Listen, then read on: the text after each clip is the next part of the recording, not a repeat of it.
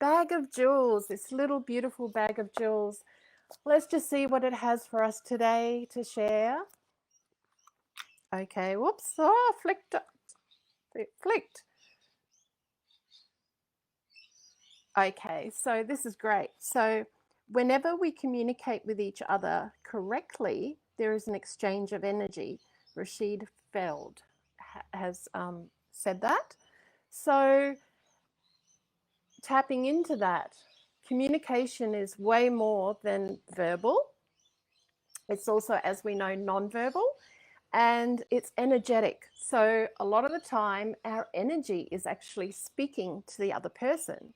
So sometimes, like yesterday, we have unconscious communication and we have conscious communication. So while we may be thinking, I need to say these words, I need to use this tone, etc., etc., we're actually also unconsciously communicating, which is our energy field, which is our vibration, which is what's going out.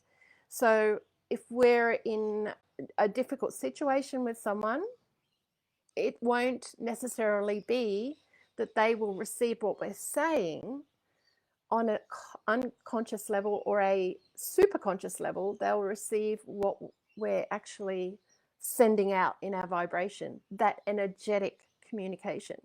So that's why sometimes we can have conflict, and I believe that's why he actually said when we communicate correctly.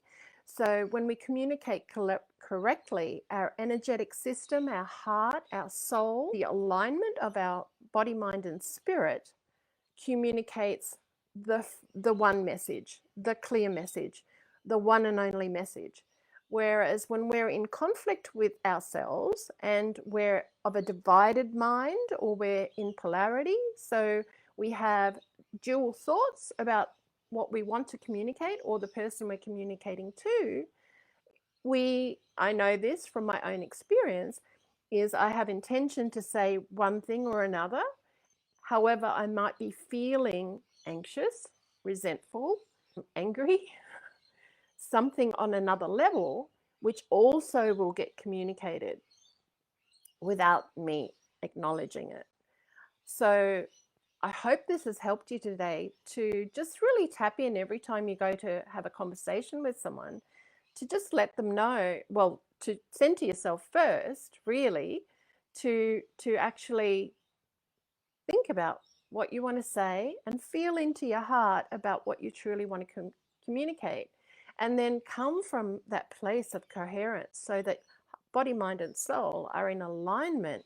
And then your message will be correctly communicated straight to the other person. They'll be able to receive it because there won't be mixed messages coming through the words, through the tone, through the expression, and through the energy. So it's really good to think about these sorts of things when we communicate. And because there's so much light pouring into the planet at the moment, and just the heightening of our consciousness and that ascension process, we're actually going to a new level of thought, vibration, communication. A lot of it's telepathic. You know, it's that instance of you're thinking of someone and the next thing is the phone rings and it's them on the phone. So that's telepathic communication. And of course, we don't acknowledge that to a large degree here on planet Earth, because a lot of that's been suppressed, because that's where your power sits. And if you really knew how powerful you truly are, we wouldn't be controlled the way we've been controlled. So there are things at stake that keep us in this situation of suppressing all of our creativity, all of our expression. But we can actually change all of that by coming into alignment, coming into an awareness that communication is far more than just verbal, far more than just visual. There's an energetic and a vibrational component to it as well.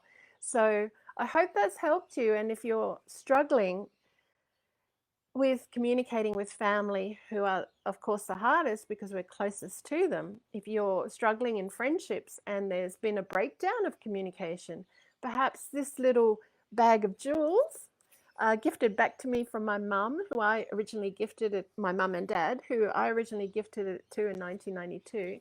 It's boomeranged all the way back to me after they've both passed. So I hope this has been a contribution to you. And my sense is that a lot of upheaval is happening in the world because we're actually being prompted to change and to look at these things and to start to communicate as whole beings and become aware of body, mind, and spirit as one.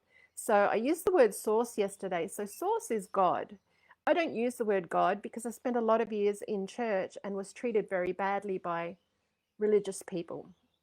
So my faith in God has not changed in any way. My relationship with God has not changed in any way. I just choose not to use that word because it sparks for a lot of people a lot of trauma, because a lot of people have been damaged by religious beliefs and judgments and untruth. God doesn't judge anyone. God doesn't separate from anyone. And I was talking about source yesterday. So you could say Buddha doesn't separate from anyone. Whoever it is that you align with, it's the same source, which is why I use source. It's that unconditional love, that spirit part of us and the universe that we are one with, and that is here to help us to learn, to grow, to evolve, to transcend and ascend. So just whatever word makes you comfortable, just remember that you're never separate, they are never separated from you. Source, the universe, that greater part of you is never separate. We separate off because we've been trained and programmed to believe we're alone. And if we could all just feel how connected we actually are and how one we actually are, and how much of our traumas and our struggles and the things and challenges we're facing, actually a lot of people, many people on the planet are facing, and we have more in common than we don't. So with that, I'll say goodbye and wish you a beautiful day. Thank you so much for taking the time to tune in. Lots of love to all of you from Bec D Transformation. Thanks and have a great day. Bye.